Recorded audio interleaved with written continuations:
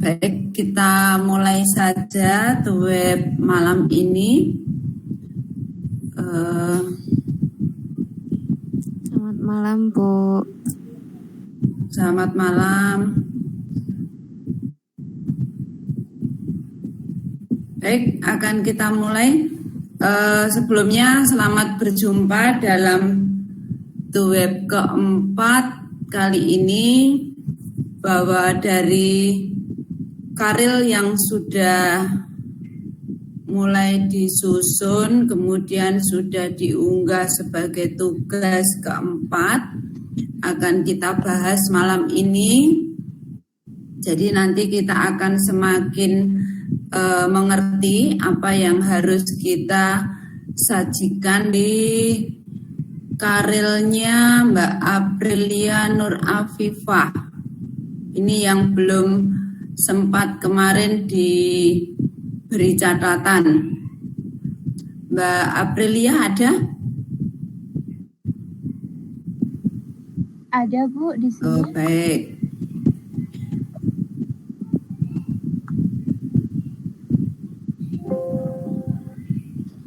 Baik. Dari karil Mbak Aprilia, kalau dilihat dari judul ini tentang bisa nampak ya karilnya Mbak Afifah, bisa? Yang lain bisa menyimak? Belum, Bu. Oh, belum nampak ya. Bentar. Baru daftar judul-judul dari teman-teman juga itu, Bu. Bentar.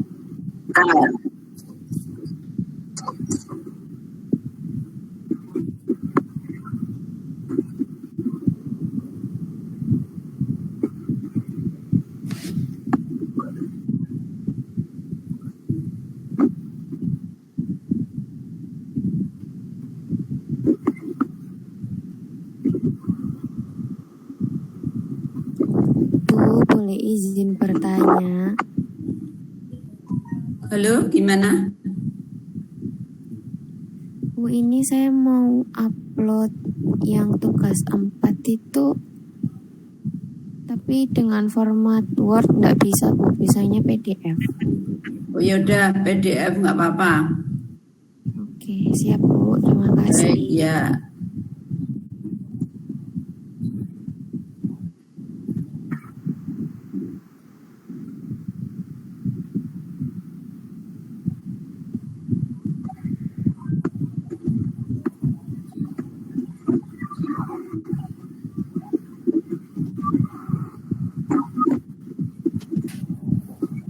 Sudah nampak Mbak Aprilia ini, karilnya Mbak Aprilia? Sudah, Bu. Sudah. Mari kita simak karil dari Mbak Aprilia Nur Afifah.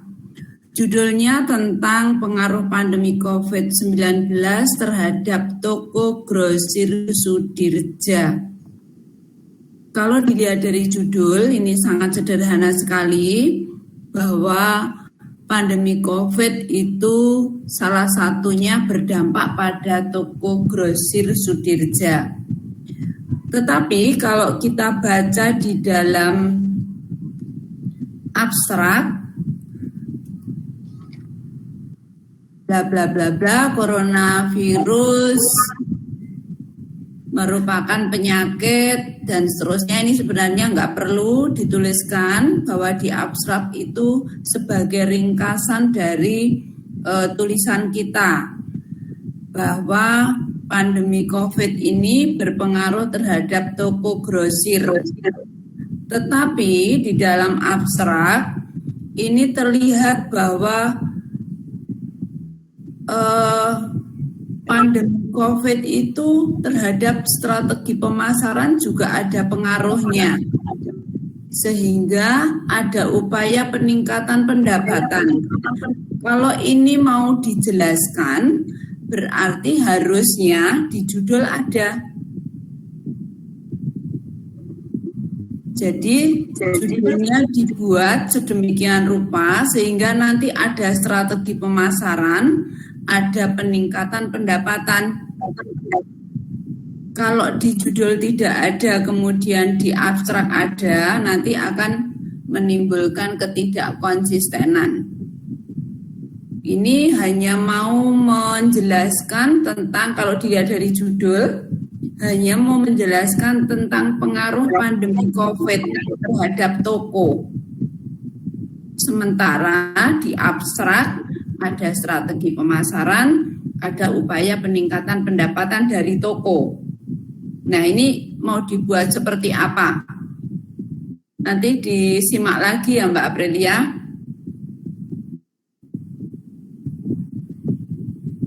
Kemudian penulisannya sesuai dengan template. Untuk para mahasiswa, template bisa dilihat di kegiatan belajar 2. Sehingga tidak sendiri-sendiri. Nah, ini di dalam abstrak kata kuncinya hanya COVID, dampak pandemi, strategi pemasaran. Kembali lagi, strategi pemasarannya nggak ada di judul. Jadi sebenarnya Anda mau menjelaskan tentang apa? Kemudian berikutnya,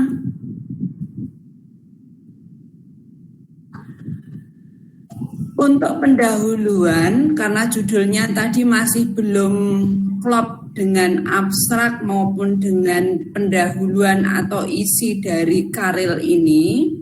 Nah, untuk semuanya saja, pendahuluan itu jelaskan yang melatar belakangi Anda semua menyusun judul di atas.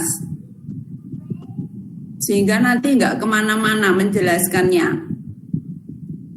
Jadi intinya bahwa judul itu penting untuk ditulis, latar belakangnya apa, kemudian ditambah dengan beberapa pendapat teori atau pendapat temuan dari jurnal yang bisa menguatkan judul saudara semua. Itu di pendahuluan. Kemudian dari yang sudah saya baca, beberapa karil itu belum mencantumkan, daftar pustakanya ada yang dari buku 5, dari jurnal 5, tetapi di dalam sini belum nampak bahwa misalnya di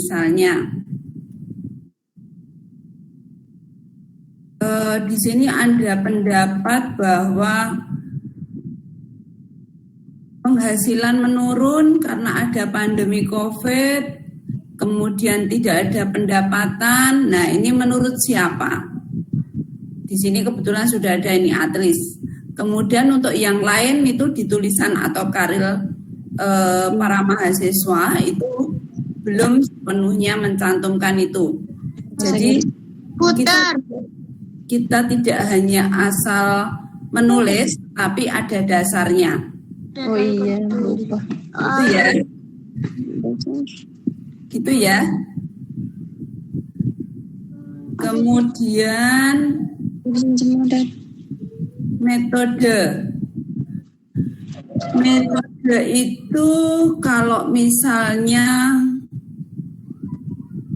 dijelaskan mulai dari boleh lokasi penelitian ini pada toko grosir Sudirja, kemudian data yang diambil itu apa saja, kalau strateginya strategi yang dipakai toko grosir, kemudian caranya menyajikan data ini sudah betul dengan deskriptif kualitatif, sehingga nanti Anda hanya menggambarkan secara kualitatif dengan pendapat Anda, kemudian nanti hasil dari konsumen. Ini nanti pembaca jadi bingung, kita mau berkiblat dengan konsumen atau dengan tokonya. Kemudian dampak ini sebagai apa? Artinya ini temuan sebagai hasil ataukah ini sudah mulai membahas?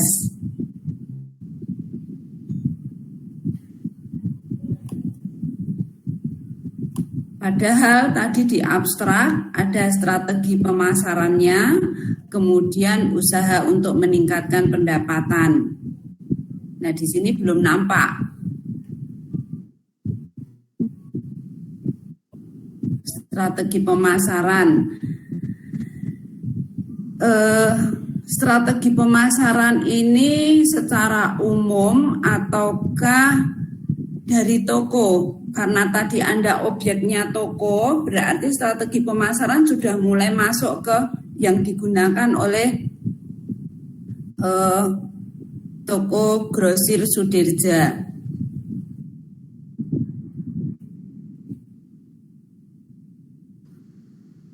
Untuk yang strategi pemasarannya udah masuk ke toko, Bu. Jadi pembahasan Sudah masuk strategi ke toko. yang di Oh iya. ya. Berarti nanti judulnya disesuaikan ya, bahwa ada strategi pemasaran, ada untuk meningkatkan penjualan. Baik, Bu. Kemudian digital marketingnya.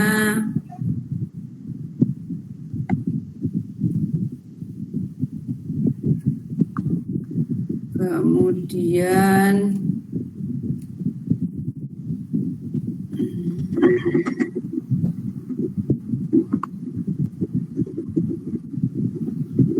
memasang plakat nama tadi mana ya?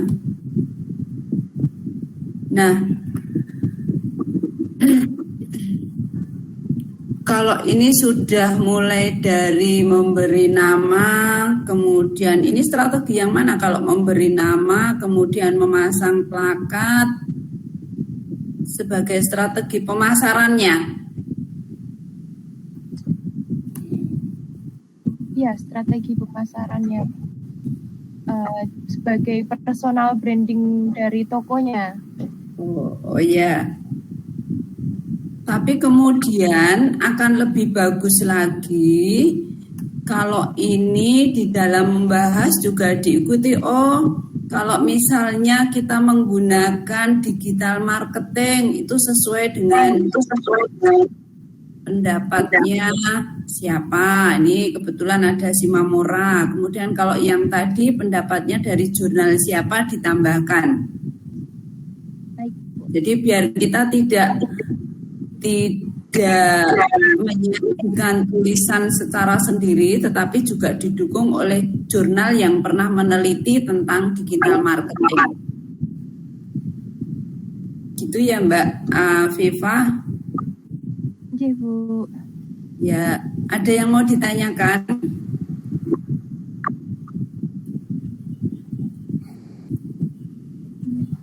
Untuk bagian judul dari dampak pandemi terhadap toko, karena tadi saya masukkan perilaku konsumen yang ada di toko grosir Sudirja, kira-kira judulnya jadi pengaruh pandemi terhadap perilaku, pendapatan, dan strategi pemasaran di toko grosir Sudirja.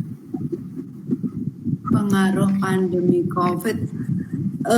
Sebenarnya kalau judulnya itu tentang pengaruh, berarti kita harus membuat hipotesa, harus membandingkan kalau misalnya pandemi COVID itu ada, kemudian dibandingkan dengan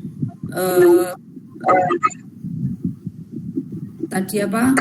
Strategi pemasarannya, kemudian ada perhitungan-perhitungan bahwa memang itu menunjukkan bahwa pandemi COVID itu berpengaruh terhadap strategi pemasaran maupun upaya peningkatan pendapatan dari toko grosir. Kalau pengaruh, jadi kita mencari pengaruh, benar-benar berpengaruh apa tidak. Tetapi kalau kemudian kita hanya menjelaskan tentang secara mendeskripsikan tentang pengaruh itu, sebaiknya kalau judulnya apa ya, kalau tidak usah menggunakan pengaruh bagaimana? Ya, boleh boleh Bu, kira-kira. Jadi kalau pengaruh itu nanti kita akan menentukan bahwa ada hubungan nggak sebenarnya. Nah, yang dicari itu nilai pengaruhnya. Tetapi kalau kita hanya mau mendeskripsikan tentang dampak pandemi, nah itu dibuat judul yang tanpa pengaruh. Misalnya upaya peningkatan strategi pemasaran terhadap peningkatan penjualan atau terhadap perilaku konsumen pada toko grosir pada masa pandemi COVID, misalnya begitu.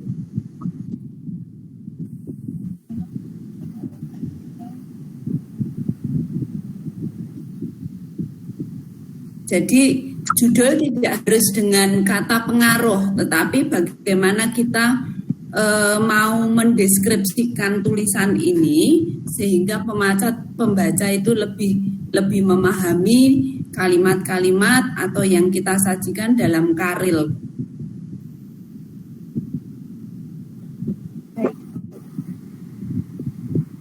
Jadi kalau pengaruh itu ada dua variabel yang harus kita jelaskan bahwa A ini memang ada pengaruhnya tidak dengan B. Atau A ini ada pengaruhnya tidak dengan C. Atau kalau misalnya A dan B berpengaruh terhadap C atau tidak. Itu kalau pengaruh. Tetapi kalau Anda hanya mau mendeskripsikan, menggambarkan itu bahwa toko grosir itu terdampak oleh pandemi COVID sehingga harus menyiapkan strategi pemasaran yang baru sehingga perilaku konsumennya itu tertarik untuk membeli di toko grosir Sudirja. Nah itu sebenarnya nggak perlu pakai judul dengan kata pengaruh.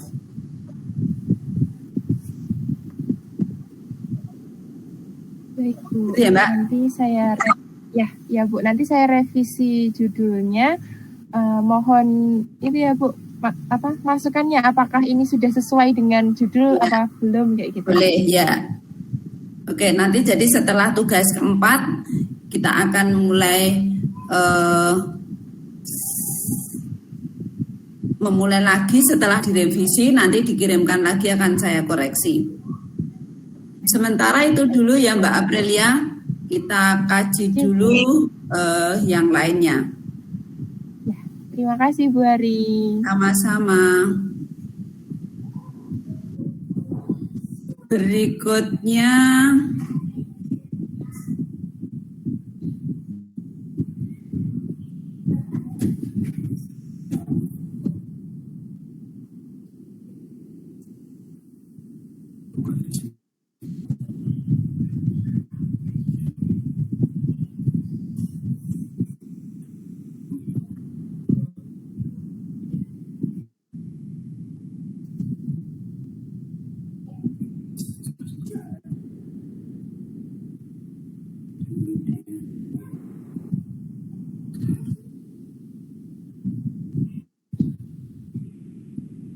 ya, selamat malam Mbak Dian.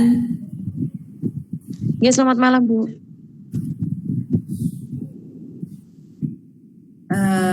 Ini karil dari Mbak Dian yang memang kemarin sudah sudah berhasil diajukan, kemudian sudah saya beri catatan. Judulnya tentang pengaruh implementasi e-Bufot SPT unifikasi instansi pemerintah terhadap kepatuhan pelaporan SPT.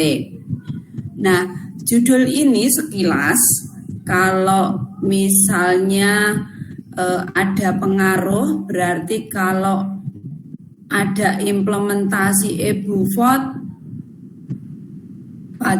bendahara di kantor pemerintahan itu akan patuh dalam melapor.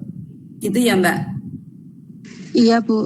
Ya, kalau tidak ada implementasi, berarti orang tidak atau bendahara pajaknya tidak akan patuh dalam melaporkan, gitu.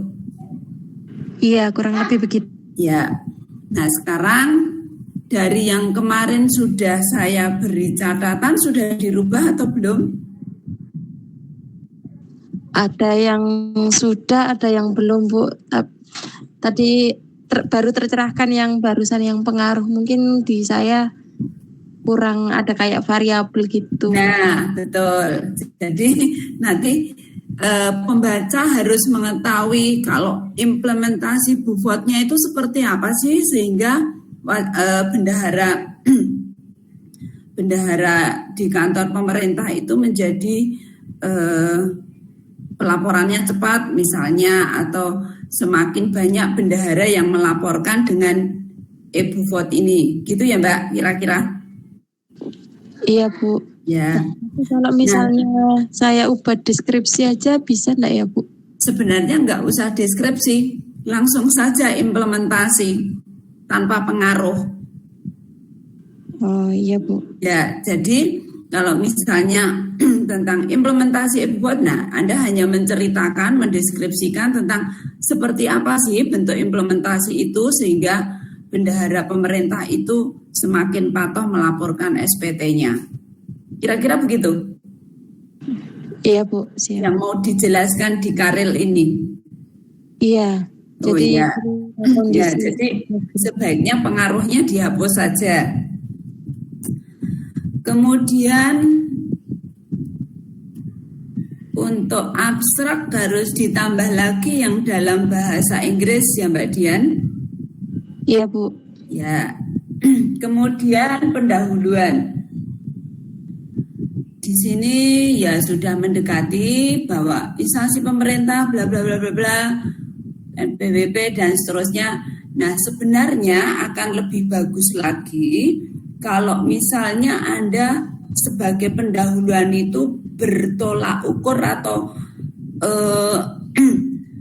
yang dijelaskan itu dari latar belakang masalah. Kenapa sih kok harus ada e-BUFOT? Pembaca kira-kira sudah tahu atau belum itu? E-BUFOT itu seperti apa? Kemarin sudah saya tambahkan Bu di pendahuluan. Oh, sudah ditambahkan. Oh ya. Coba. Jadi kita menulis atau membuat karya ilmiah itu supaya pembaca bisa mengetahui apa yang kita temukan, apa yang menarik untuk kita tulis, sehingga orang lain juga menjadi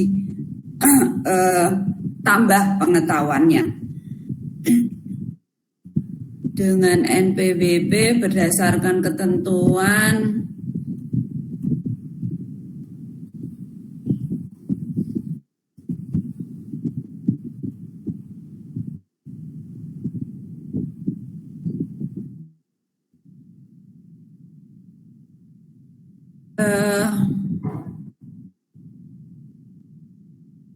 yang diceritakan di sini justru lebih ke pajaknya ya Mbak, jenis-jenis pajak yang harus menggunakan e-BUFOT. Iya, jadi menceritakan sebelum e-BUFOT itu lapornya harus ABCD gitu Bu. Terus setelah e-BUFOT ABCD ini lapornya cukup pakai satu aplikasi. Oh gitu. Nah sekarang kalau saya bertanya misalnya, e-BUFOT itu apa ya? e-BUFOT ada di pendahuluan yang halaman kedua. Apa namanya? Pendahuluan yang halaman berikutnya itu Bu. Pendahuluan yang halaman berikutnya. Itu Bu. Ya yang warna ya, aplikasi e-BUFOT merupakan bentuk peningkatan. Ya, kemudian kalau saya bertanya tentang kepatuhan pelaporan itu seperti apa ya? Orang bendahara instansi pemerintah itu melakukan pelaporan dengan patuh itu seperti apa? Sudah dijelaskan belum? Ada di bawahnya penjelasan e-BUFOT tadi Bu. Oke. Paragraf bawahnya itu Bu, 1 kepatuhan formal. Oh ya. Nah, Nurmantu 2003. Nah, ini sudah masuk ke daftar pustaka. Nurmantu Sudah. 2003 sudah? Sudah. Nah, coba Pak mahasiswa yang lainnya bahwa ini perlu sekali. Kemarin dari yang sudah saya baca, Karil yang sudah masuk, ini jarang sekali digunakan. Kalau sudah dituliskan sebagai daftar pustaka, itu berarti kalau misalnya Anda mengambil dari daftar pustaka itu ya cantumkan dari Nurmantu tahun 2003 atau dari Dian tahun 2011 misalnya. Jadi harus dicantumkan. Kemudian berikutnya, penelitian ini menggunakan metode kuantitatif.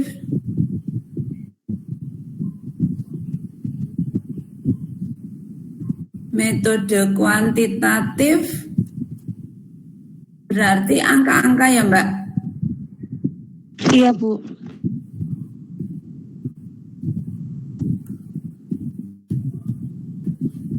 Nah, kalau misalnya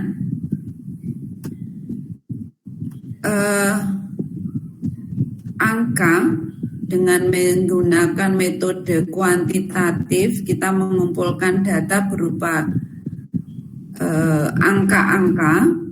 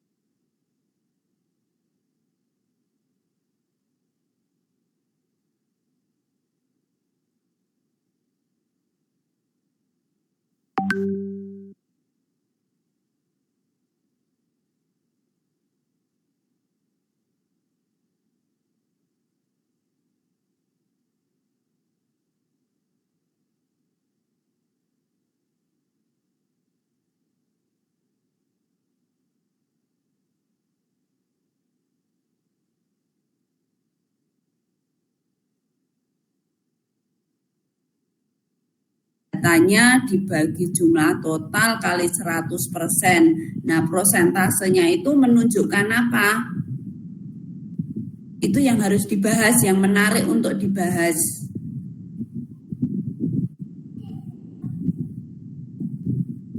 Gitu ya, Mbak Dian? Nggih, Bu. Ya, coba dibaca lagi. Jadi tidak sesederhana bahwa menghitung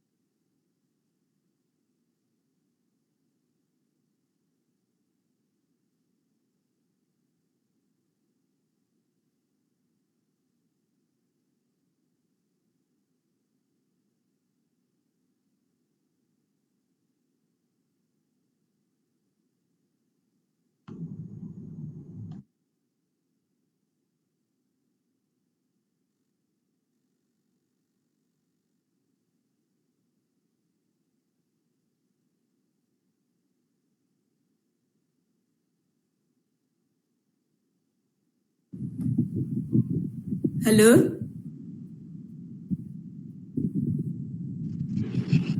Ya, Bu, maaf kayaknya. Ya, Bu. Sepertinya tadi terputus sambungan. Iya, terputus. Jadi gini Mbak Dian ya, intinya bahwa yang mau kita sajikan itu biar sesuai dengan judul, pembaca juga gimana ya, menarik membaca tulisan kita, tidak hanya menarik bahwa kita bisa menyajikan karya ilmiah yang bisa menjadi perbendaharaan buat kita. Gitu ya Mbak Dian? Ya. Jadi kuantitatifnya jangan hanya menghitung persen, tetapi hendaknya persen ini kita jelaskan sebagai bentuk peningkatan implementasi ataukah justru dengan adanya implementasi itu angka pelaporannya menurun. Nah, yang tahu Mbak Dian ini dengan pelaksanaan dengan implementasi itu kira-kira pelaporannya meningkat apa menurun? Iya. Halo? Iya, meningkat, Bu. Meningkat. Nah, itu yang belum dijelaskan kan? Nggih. Ya. Sementara itu dulu ya Mbak, nanti kita lanjutkan pada saat kita bimbingan. Nggih, Bu. Terima kasih, Bu. Sama-sama. Kemudian berikutnya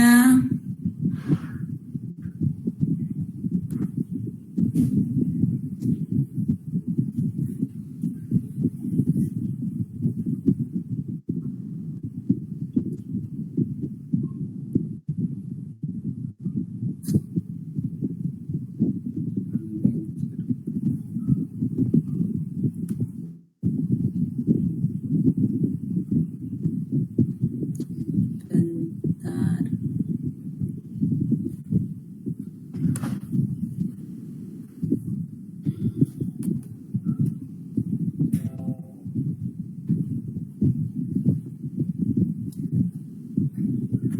Selamat malam. Halo.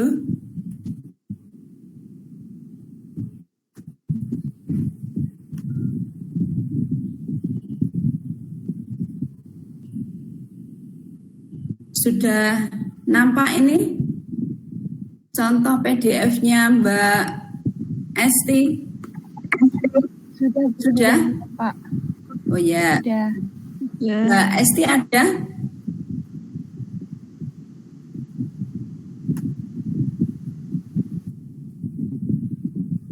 Halo Mbak Esti.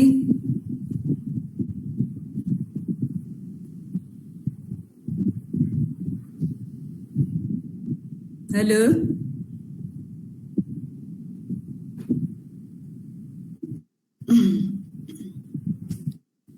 Selamat malam Mbak Esti.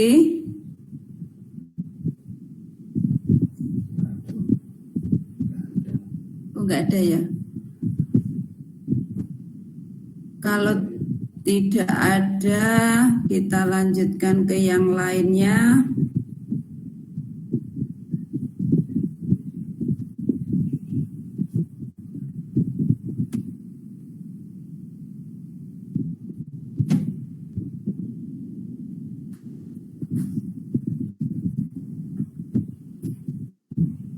Mbak, siapa ini?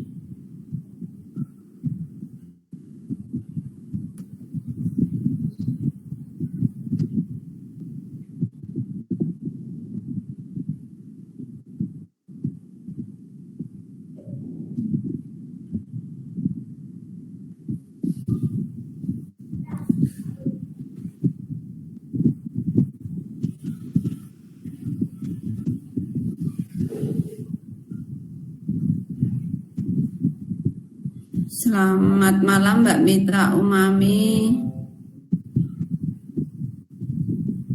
Malam Ibu.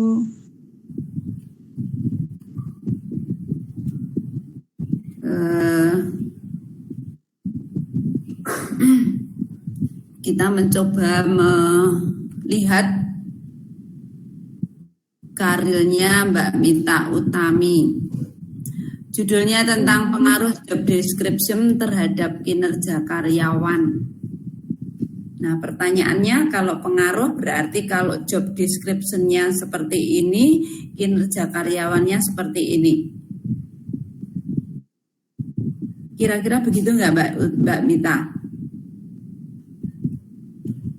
Iya Bu. Ya, jadi sementara di Di abstrak di sini Mbak Mita mau mengulas dengan pendekatan kualitatif dengan menganalisa secara deskriptif di Desa Lenggerong, yaitu PT Dalim Videta. Nah sekarang Mbak, kalau misalnya job, berarti kan variabelnya job description dan kinerja karyawan. Berarti kalau job description-nya banyak, kinerjanya semakin tinggi. Atau gimana Mbak?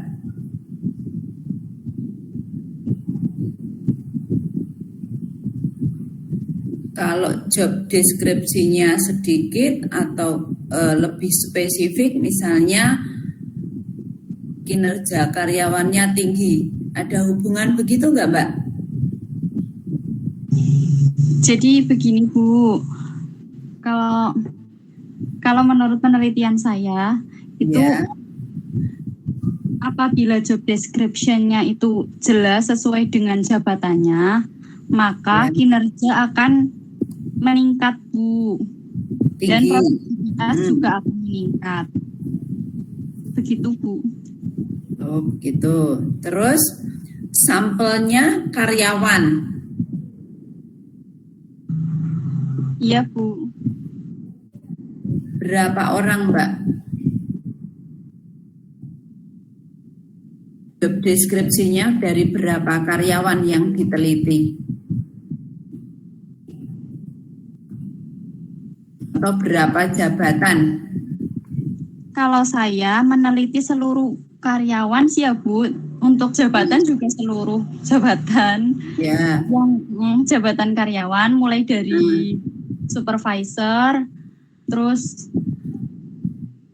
sampai yang terbawah itu karyawan produksi. Karyawan produksi, teknik pengumpulan data. Teknik pengumpulan datanya secara observasi dilakukan langsung, mengambil perannya. Kemudian jenis datanya apa Mbak? Dikumpulkan dengan kualitatif ya? Iya Bu. Kemudian untuk bisa menggambarkan kalau misalnya job deskripsinya jelas itu dengan apa?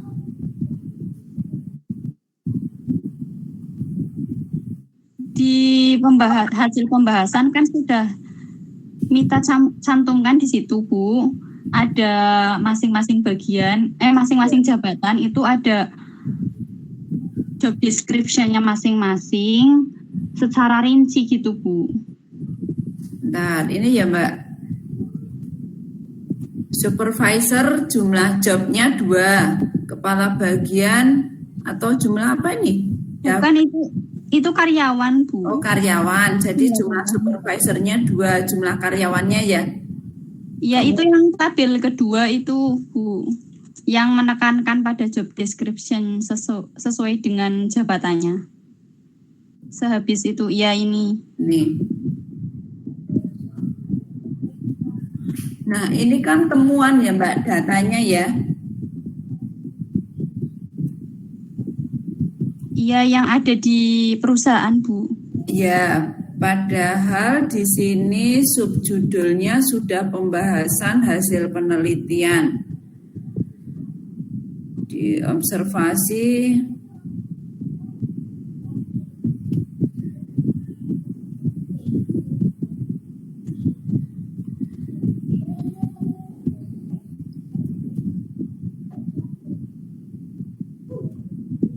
kemudian tahun 2001 sasaran kinerjanya 60%.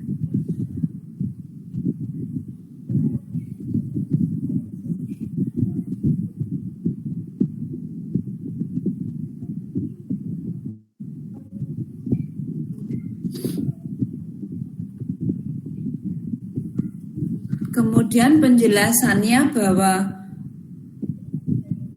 nih kan sasaran kinerjanya harusnya 60% ya Mbak. Iya Bu. Harus, tetapi yang dicapai hanya 51,50% untuk sasaran kinerja. Kemudian kinerja perilakunya 32,75%. Terus ini bisa dikatakan apa ini Mbak?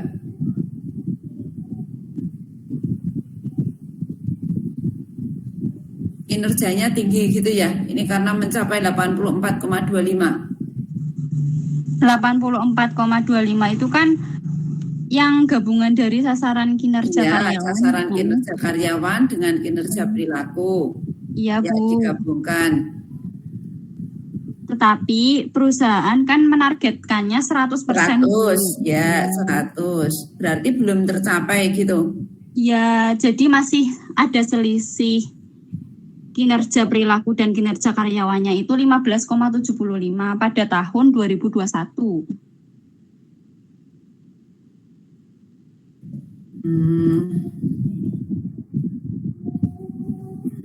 Kemarin sudah diberi catatan sama Bu Hari ya? Sudah dirubah atau belum ini? Sudah Bu. Oh, sudah.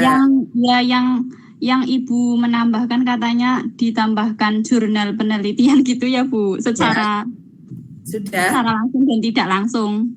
Oh ya. Ya, di pendahuluan dan di pembahasan saya sudah Ya, tambahkan. baik.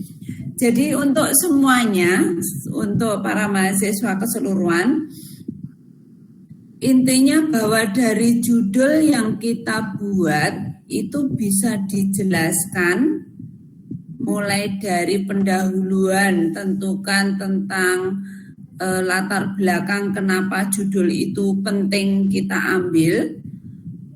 Kemudian metodologi yang kita gunakan, yang di pendahuluan juga sebaiknya ada beberapa pendapat atau teori yang digunakan, cantumkan daftar pustakanya, diambil dari buku mana atau jurnalnya siapa, itu harus ada. Kemudian metodenya juga jelas bahwa dalam penelitian ini menggunakan data apa, kemudian dianalisis dengan cara bagaimana, disajikan dengan cara apa, kemudian dibahas hasilnya apa. Oh ternyata data tentang ini seperti ini, datanya ini begini, kemudian dibahas. Nah di pembahasan itu Anda sampaikan kalau dengan secara kualitatif ya Anda deskripsikan saja, didukung nih loh pendapat saya itu didukung oleh Nuraidah tahun 2021. Kemudian juga didukung lagi oleh Kurniawan tahun 2014. Nah, kemudian disimpulkan sesuai dengan yang dibahas. Sebenarnya itu saja. Tinggal nanti ini Turnitinnya berapa persen Mbak Mita? Masih Mita belum sempat ngecek. belum sempat cek ya. Iya, baru sempat ngecek itunya Bu, plagiasinya. Oh ya, baik, sudah mulai bagus ini 38%. Kemudian tolong dibaca kembali, diulang lagi apakah sudah bisa menjelaskan judul atau belum pembahasannya ya. Gitu ya Mbak Mita. Mungkin dari yang lain ada yang mau bertanya, kalau nanti Bu Hari terus yang berbicara ini mungkin membosankan.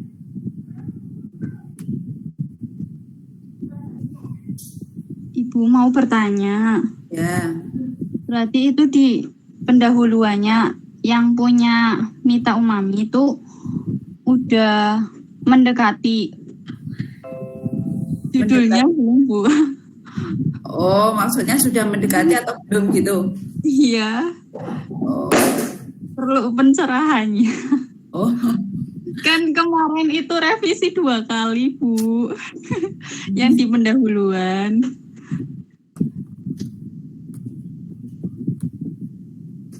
bentar. Jadi intinya di pendahuluan itu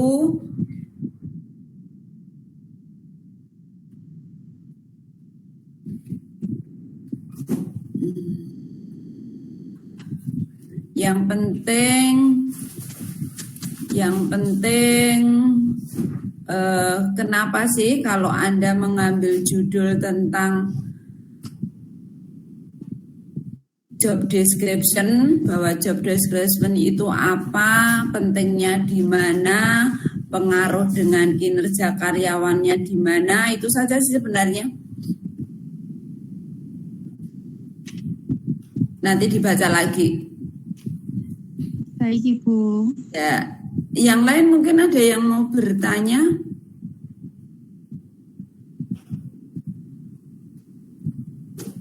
Ini kelihatannya sudah banyak yang undur diri ya.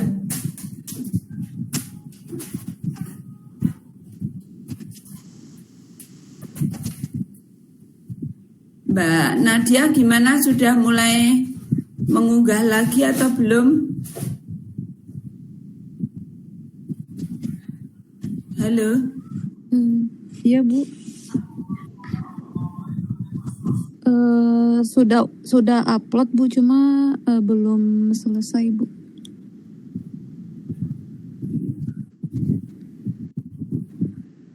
Coba sebentar. Kalau besok saya Ya, ulang. mulai besok sudah mulai lengkap ya, biar segera nanti sebelum tanggal 19 Desember sudah fix semua, sudah betul semua. Iya Bu. Kemudian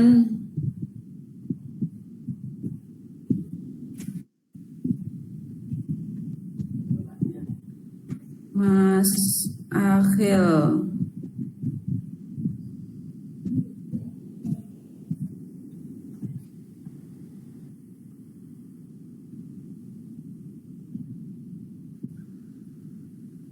selamat malam Mas Akhil.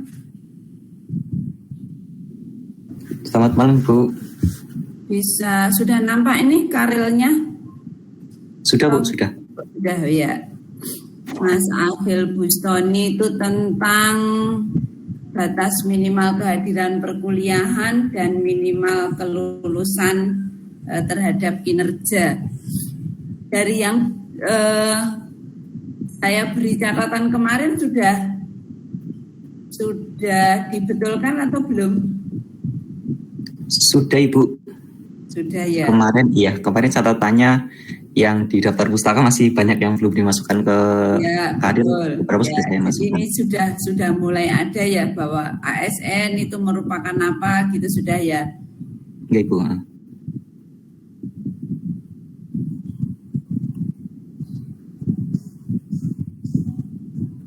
Kemudian karena judulnya pengaruh batas minimal, berarti kalau kehadiran perkuliahannya itu mencapai batas minimal dan juga nilai kelulusannya itu sesuai dengan standarnya, maka kinerjanya bagus gitu ya Mas.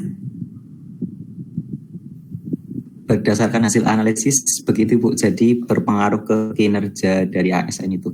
Oh ya, metode yang digunakan metodenya kemarin pengambilan datanya dengan survei Bu. Oh ya. Ya.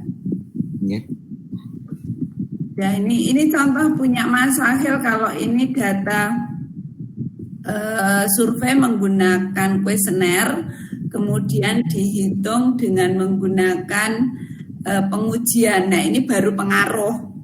Kalau misalnya hanya deskriptif kualitatif, jadi sebaiknya judulnya tidak usah menggunakan pengaruh. Nah ini punya Mas Akhil, ini contoh yang sudah benar karena judulnya pengaruh, ada pengujian menggunakan statistik.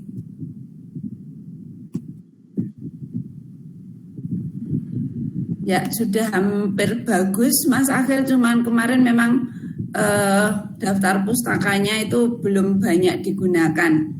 Kemudian karena ini pengaruhnya menunjukkan signifikan, sudah ada jurnal yang mendukung penelitian Mas Akhil atau belum?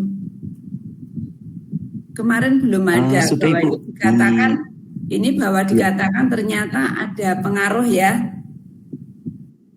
Okay. Ya kan, ada pengaruh kan dari keduanya, dua variabel tadi secara simultan maupun secara parsial. Nah, ini baru menurut satu ya, menurut Mulyadi. Ada yang lainnya enggak? Kalau ada ya ditambah lagi. Ada Ibu, di atasnya itu Bu, menurut variasi, dan di atasnya lagi kalau enggak salah ini menurut variasi. Jawa, ya. Gitu, Bu. Ya. Saya lupa ingat. Ya. Tapi sudah ditambahkan ya. Sudah Ibu. Ya.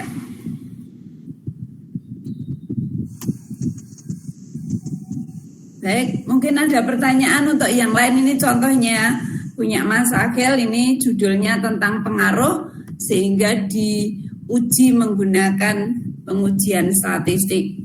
Jadi ternyata memang betul bahwa variabel X berpengaruh terhadap variabel Y. Maka yang tadi Bu Hari jelaskan bahwa kalau yang pengaruh tetapi hanya dijelaskan secara kualitatif, hanya mendeskripsikan, sebaiknya pengaruhnya dihilangkan. Mungkin dari contoh punya Mas Akhil ada yang mau bertanya?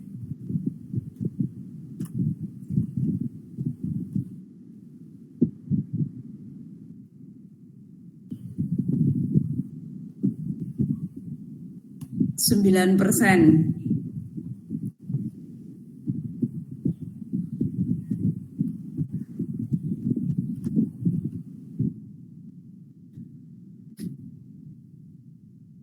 Ada yang mau bertanya? Kalau tidak ada, saya berpindah lagi ya.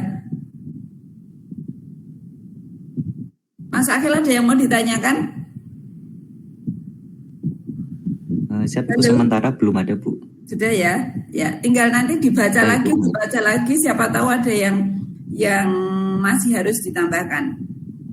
Baik, ya, berikutnya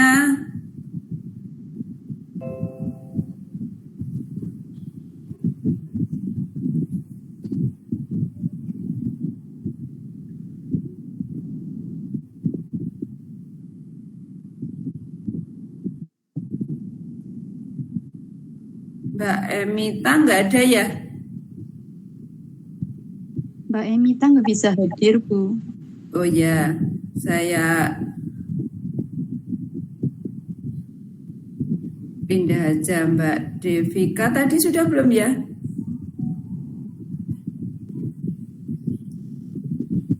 Mbak Devika.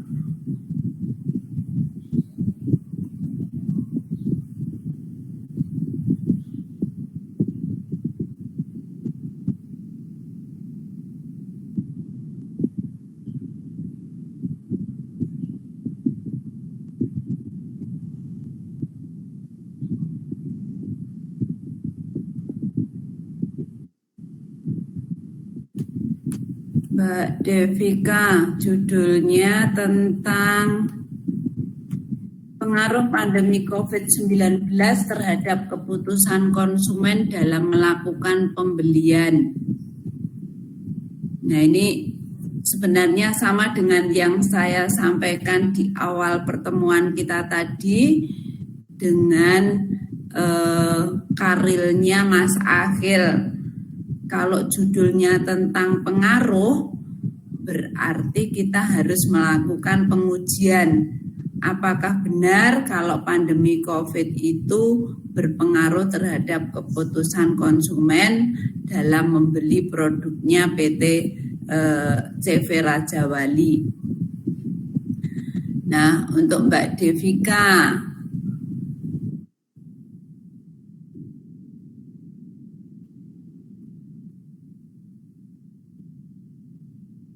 Di sini ada kata kuncinya pandemi COVID, keputusan pembelian, perilaku konsumen.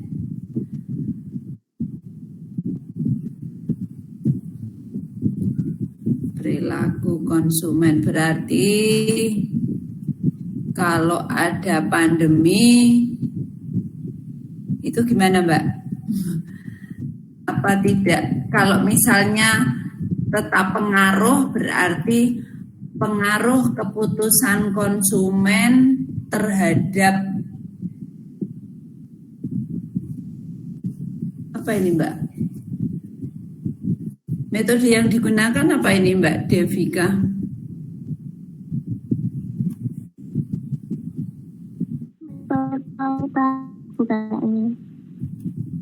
Dengan metode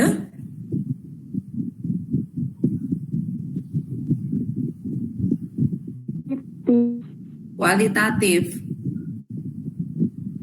Jadi Karil ini mau mendeskripsikan bahwa pandemi COVID itu berpengaruh terhadap keputusan konsumen dalam melakukan pembelian, gitu Mbak? Ya, Bu, seperti itu. Nah, berarti sebaiknya kalau misalnya judulnya digeser gimana nih? Seperti tadi kalau pengaruh itu sebenarnya analisisnya mau seperti di Karilnya Mas Akhil. Kalau menggunakan pengaruh, kalau misalnya ini keputusan konsumen dalam melakukan pembelian furnitur pada CV Raja Wali Perkasa Furnitur dalam masa pandemi. Iya, Bu. Gimana Mbak Devika? Atau misalnya keputusan konsumen dalam melakukan pembelian furnitur atau keputusan konsumen karena ini perilaku konsumen, keputusan atau kalau misalnya mau pengaruh ya pengaruh keputusan konsumen dalam melakukan pembelian furnitur di masa pandemi COVID pada CV Raja Wali Perkasa Furnitur. Kalau mau pengaruh, tetapi kalau misalnya hanya mau mendeskripsikan ya sebaiknya seperti kalau mendeskripsikan berarti Anda hanya mau bercerita nih pada kasusnya CV Raja Wali tentang keputusan konsumen dalam membeli pada masa pandemi COVID, gitu kan Mbak? Ya Bu. Ya. Jadi pengaruh ini penting atau ada hubungannya dengan metode analisis dan juga berpengaruh terhadap pembahasan nih, pengaruh. Kalau judulnya menggunakan pengaruh berarti metodenya hampir sama, harus sama seperti Mas Akhil. Nah, kalau tidak analisisnya seperti Mas Akhil berarti ya judulnya dibuat sedemikian rupa tetapi tanpa pengaruh. Gitu maksudnya. Untuk yang lain, untuk supaya menyimak ya.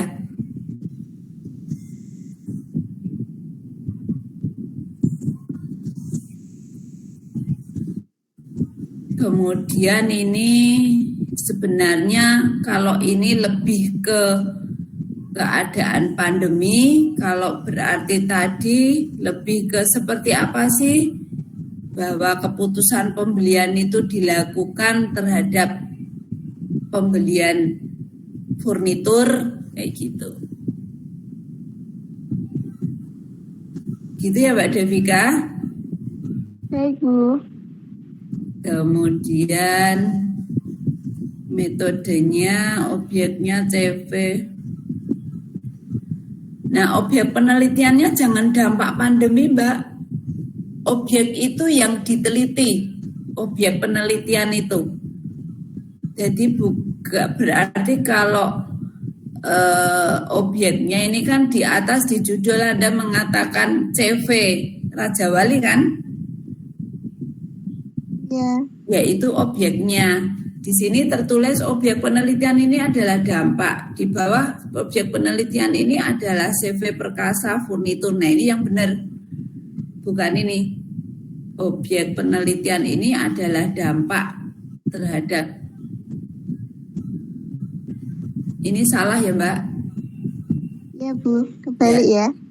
Ya, jadi objek penelitian ini adalah CV Raja Wali, kemudian datanya tentang pembelian, kemudian tentang keputusan konsumen seperti apa, kemudian disajikan secara deskriptif kualitatif, seperti itu.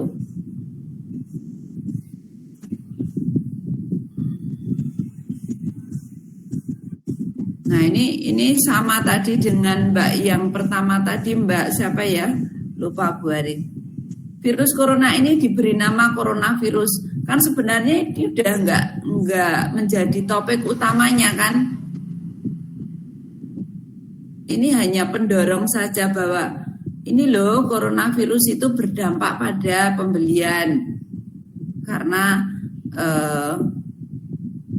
apa gitu, bukan lagi virus corona itu bernama ini pertama kali terdeteksi di Wuhan, terlalu luas nanti. Gitu ya Mbak.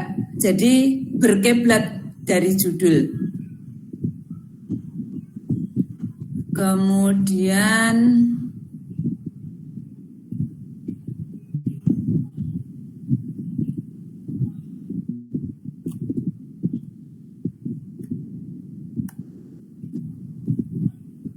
nah ini faktor-faktor yang mempengaruhi keputusan pembelian itu juga harusnya diambil pada saat Anda meneliti di mana? Di CV Raja Wali, kemudian dibahasnya sesuai dengan teori. Oh ternyata keputusan pembelian konsumen itu secara teori menurut ini seperti ini. Jadi sebenarnya ngambil, tetapi kalau tidak dicantumkan nanti malah justru kelihatan plagiat. Itu ya. Yang lain bagaimana, mungkin sudah lebih jelas lagi? Atau mungkin ada pertanyaan?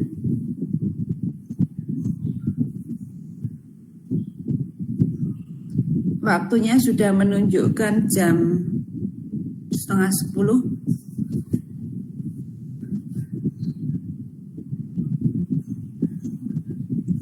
Bu, izin bertanya. Ya. Kemarin kan saya sudah mengirimkan draft karil ke Bu Hari melalui email. Lalu mendapat feedback dari Bu Hari untuk melakukan perbaikan karena hasil Turnitinnya masih di atas 50%. Nah, ini setelah saya cek setelah saya upload di Tuton kan keluar Bu Turnitinnya. Nah, itu masih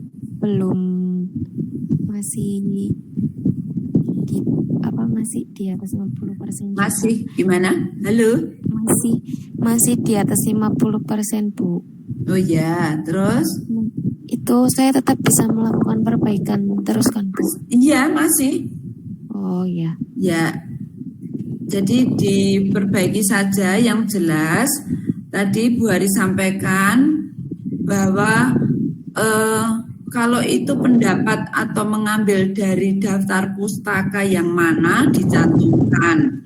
Nah, supaya tidak plagiat, ya buat kalimat, kalau misalnya kalimatnya itu aktif ya dibuat pasif. Kalau kalimatnya pasif dibuat kalimat aktif, atau dengan menggunakan istilah lain, diganti dengan istilah lain. Tapi istilahnya juga istilah lain yang memang biasa digunakan. Jangan menggunakan istilah yang tidak biasa digunakan dengan kutipan langsung atau dengan kutipan tidak langsung. Gitu ya Mbak Anissa. Iya, siap Ibu. Terima kasih arahannya. Ya, jadi kemarin di web sebelumnya sudah ada kutipan langsung itu seperti apa, sudah ada dibaca lagi. Yang lain sebelum kita akhiri?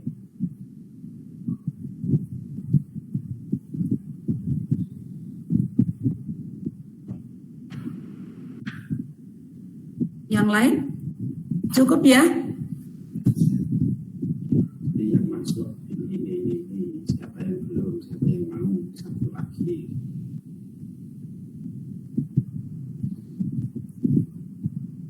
Mbak Mita, Mas Akhil, Mbak April, Mbak Nadia, ada pertanyaan, Mbak Devika.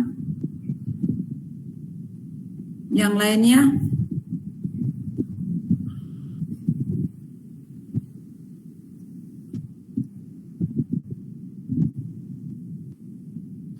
Belum ada Ibu dari saya Ibu. Yang lain? Tidak ada pertanyaan, sudah jelas ya. Jadi intinya kita menulis karya ilmiah ini berdasarkan dari harus ada dasarnya yang sudah kita gunakan sebagai daftar pustaka. Kalau misalnya belum ada di daftar pustaka, ya kita cantumkan, kemudian masukkan ke daftar pustaka.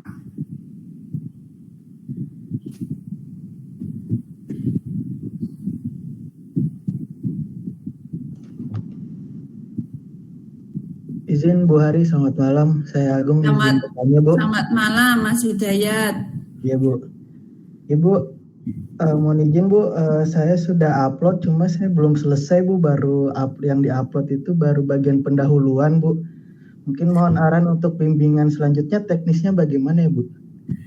Jadi harusnya di tugas keempat ini para mahasiswa sudah mulai utuh dalam bentuk artikel. Oh iya Bu. Jadi setelah tugas keempat, nanti tinggal saya membuat catatan mana yang harus dibetulkan, yang harus disesuaikan. Nah, mohon Mas Hidayat segera membuat artikel dalam bentuk utuh. Judul, abstrak bahasa Indonesia, bahasa Inggris, kemudian pendahuluan sudah dilengkapi semua. Seperti tadi sudah dicontohkan punya Mbak Mita, Mbak Mas Akhil, Mbak Apriliani yang sudah saya sempat paparkan itu sudah utuh. Oh iya. Jadi tinggal Bu Hari koreksi, kemudian nanti saya kembalikan lagi untuk direvisi. Segera ya Mas Hidayat. Oh iya Bu. Itu melalui email berarti Bu? Gimana? Melalui email atau di-upload? Boleh, sebelum kita unggah boleh melalui email untuk mempercepat. Oh iya Bu, siap Bu. Baik. Terima kasih Bu Hari.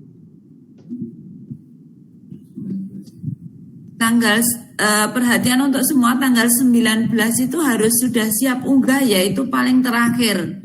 Maka saya mohon sebaiknya sebelum tanggal 12 itu sudah mulai fix semua. Sehingga nanti tanggal 19 ditutup itu sudah berhasil diunggah dalam bentuk yang fix, sudah jadi karil yang sudah dikoreksi, yang sudah dibetulkan, sudah dibaca lagi gitu. Ini beberapa teman sudah mulai utuh tugasnya. Gimana Mbak Anissa? Iya Bu, izin bertanya. Berarti dari revisi-revisi nanti finalnya tetap uploadnya di tugas 4 ya Bu? Iya. Oh iya. Tugas berikutnya, tugas 4 hari ini. Kemarin sebenarnya tanggal 2 biar sempat dikoreksi, kemudian di tugas berikutnya. Oh ya, berarti kalau upload ya, finalnya di tugas yang berikutnya ya Bu. Ya. Baik, Mbak Anissa. Oh ya. Iya Bu, siap Bu. Ada yang lain mungkin?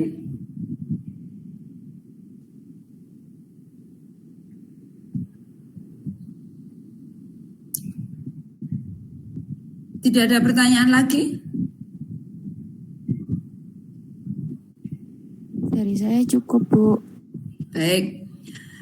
Baik, malam ini kalau tidak ada pertanyaan akan kita akhiri meet kali ini, kita tutup sampai di sini.